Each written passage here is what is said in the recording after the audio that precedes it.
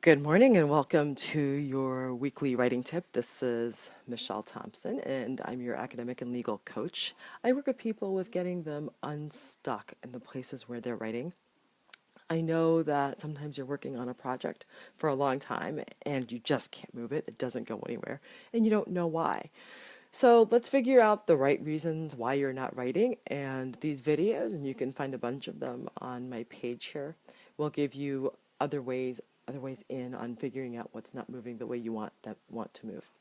This is the fourth installment in a series on where to write. And it's not too late to take an inventory about the places that where you write and to assess their appropriateness for you. And so in the comments below, I'm going to insert a link so you can go ahead and do just that. So you make sure that you're writing in the correct place. And even if it comes up that you could use some tweaking and improvement, it doesn't mean you have to abandon where you are. You may need to put some sorts of, I don't want to say barriers, but boundaries in place to make them work, right? So the last couple installments in this series, I wrote about writing in coffee shops and writing at home, and they all have their benefits and they all have their drawbacks. This time I'm writing about writing in libraries. I'm not writing about it. This time I'm going to do this about writing in libraries. Academics love libraries, don't we? They're like fabulous places for us, right? So the advantages is that we have almost everything we need right at our fingertips. We have generally free Wi-Fi.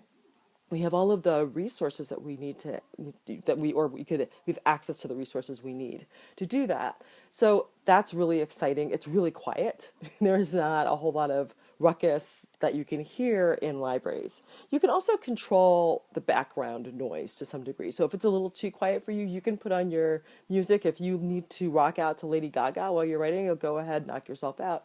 Just put on your headphones. And everyone is doing what you're doing, right? You don't have someone partying in the corner generally while you're trying to write.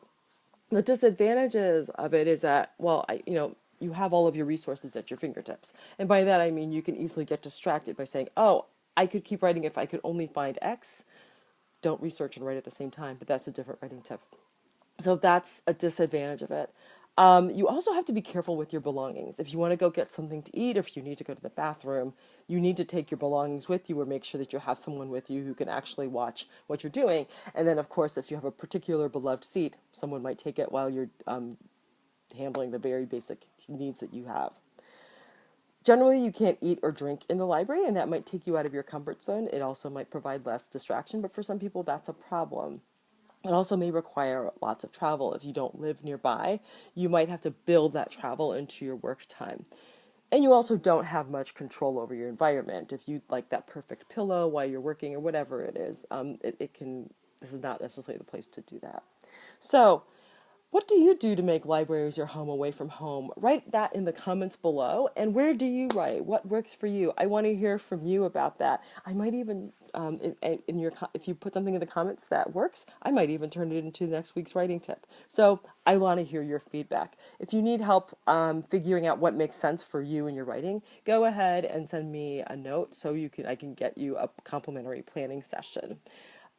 And if you like this video, make sure you like my page if you haven't done so before. And if you want to hear from me, I'm going to put up links for my academic and legal newsletters. I'm still in the middle of a drive. I will still make sure that you get 3 tips to getting you unstuck from writing and a complimentary planning session if you sign up for my newsletter now. This ends on the 15th. After that, you're on your own. And I'm also in the midst of a 30-day sleep challenge, right? I would love for you to join me.